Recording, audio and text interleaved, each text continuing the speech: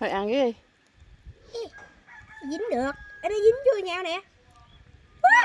Rồi đó, giờ hai cái mông dính vô là thành quả đào đó. Cái này là có nửa cái quả đào thôi, hai cái ghép lại với nhau thành một quả đào. Ui vậy hả? Ừ. Coi ghép phải đúng á. Ui vậy hả? Ừ. Ở thêm quả đào rồi nè. Đó thấy chưa? Đúng không? Mỗi một viên là nó chỉ có nửa quả đào thôi. Rồi vừa ghép lại thành quả đào. Đúng rồi, ghép lại thành quả đào. Rồi thôi ăn đi.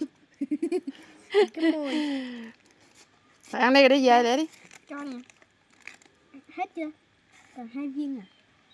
Rồi thôi đi về đi con. Nhum.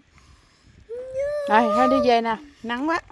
Không về đâu. Không về phải không? Không về. Lại không về nữa. Trời ơi, nó lì.